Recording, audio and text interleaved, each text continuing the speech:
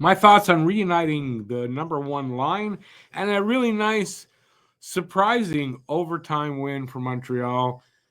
And Habs at Night starts right now.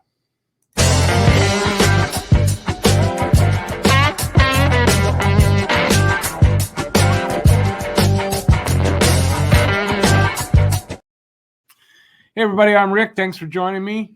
So I got some thoughts on having the number one line reunited and the Habs.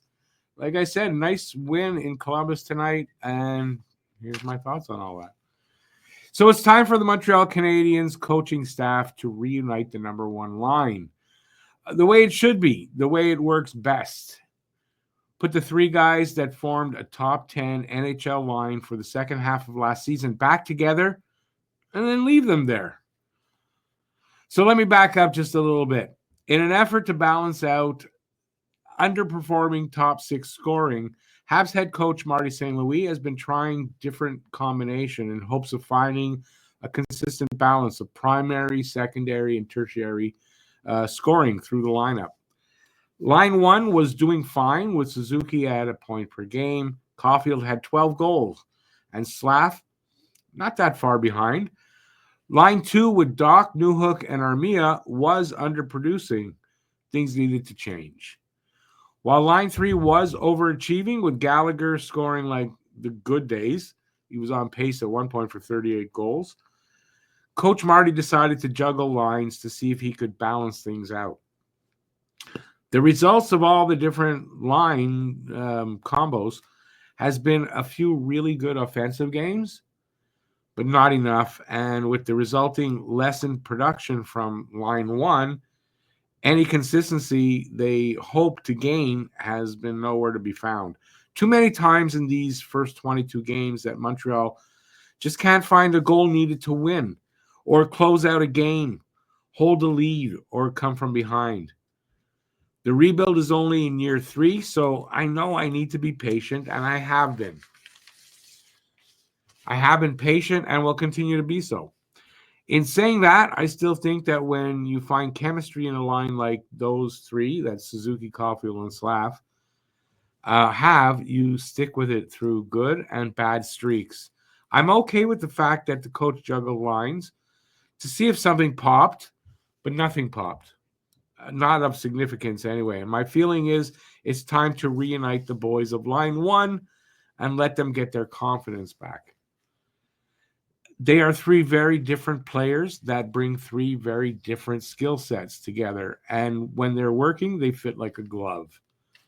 Suzuki with his two-way game, defensive-minded, but offensive-minded too, in perfect balance. Caulfield, the shooter, can score from anywhere and has a well-rounded game too. Slavkovsky, big, hard to contain, go in the corners, get the puck, and feed beautiful passes everywhere. They are three peas in a pod and need to be put back together. And along with a line three that was also working and the imminent return of Patrick Laine, you should be able to get line two working sooner rather than later. I respect the hell out of Coach Marty and rarely criticize him. So this is just food for thought as the Habs get back to being fully healthy up front. So those were my thoughts this morning when I wrote this. Well, those first 2 pages. I thought I would be using tonight's game, which, to be honest, I thought they were going to lose the game. So to use it to emphasize the need to get the offense going with putting Slav back on line one, because Caulfield got put back there last night against the Utah team. So it didn't turn out that way. Not the way I thought it would, but I think the Habs 4-3 OT win over Columbus still proves my point. 3 of the 4 goal scorers tonight were Slav. He opened the scoring with an unassisted goal on a turnover in the neutral zone, and that was an awesome, like a rocket of a shot. Caulfield with a breakaway goal through the 5-hole on the power play, assisted by Slav. And Suzuki's game winner in OT, batting in his own rebound. Take the momentum and confidence they'll have from this win and stick them back together. With Laine back probably Sunday versus Boston, because that looks like, to me, the game that he's going to come back on. It's almost inevitable anyways. So let's make the move versus the Rangers on Saturday and get a jump on it. So this was an impressive win for Montreal tonight, in my opinion. Before the game started, I pointed out many reasons why this was going to be a bad night for my Habs. Second of back-to-back games, and Columbus last played Saturday. So well-rested Columbus, maybe a tired Habs team. Columbus was due after losing 6 straight to Montreal, because you got to think they were due. Columbus were 7-3 at home with 5 or more goals in 6 of those games. And while Columbus had the fourth worst power play, fourth worst, but there's a blooper that I can't cut out.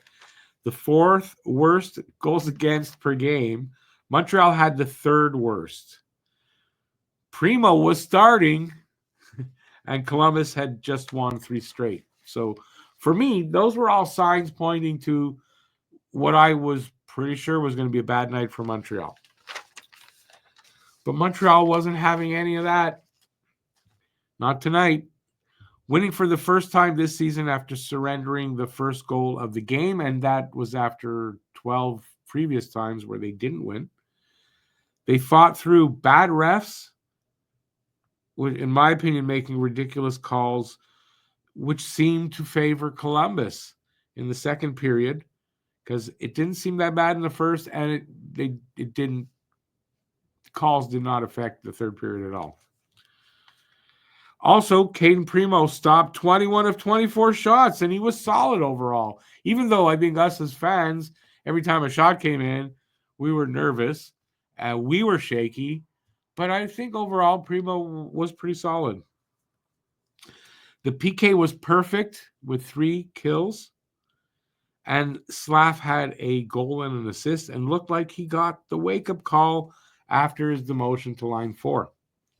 Which, when you look at it last game, they said that they were on line 4, but that line of Doc, Slav, and I think Armia still, I think, had the second most ice time. So it was a good performance for Montreal, and I'm happy for the win. I really am. I'm happy they got the win, especially considering the weekend games, which we're going to talk about in a sec. So the Habs have another set of back-to-back games this weekend in New York. It's a 1 p.m. start on Saturday, so remember that, a 1 p.m. start. And they're in Boston. By the way, New York is playing the Rangers. And they're in Boston, 3 p.m. Start on Sunday. And that's the Bruins Centennial game. So, when the Bruins have some kind of an event, when we're there playing, we don't do too well. So that's 2 tough games. And I think that'll pose a huge challenge for the team to come out with a win, to be honest. So I hope we'll see both of the return of Patrick Laine. I don't really want to see that against the Rangers. I'm worried about Jacob Trouba in Patrick Laine's first game. I just worry about that. I would hope the team does as well, and we'll hold him out till Sunday. And also a return of line 1 fully intact. I hope that happens. I don't really expect it against the Rangers. Why? Because they won tonight. It was a good win. They won. I doubt they're going to change the lines. Although Slav had a really solid game, and he might have given them enough confidence to move him back into that first line spot. We'll see, but I kind of don't think it'll happen against the Rangers, but I'm hoping if Laine is back Sunday, they're kind of forced to do it because they're kind of forced to do it, I think, at that point. So we'll see then. We'll see if that happens. So that's it. Hope you enjoyed the pod. Thanks for watching. I really do appreciate it. Till next time, stay safe out there. Peace out. And let me know what you think about whatever I said here. Let me know in the comment section. Give a thumbs up. Subscribe if you haven't already. Ciao, everybody. Go Habs, go! Have a great night.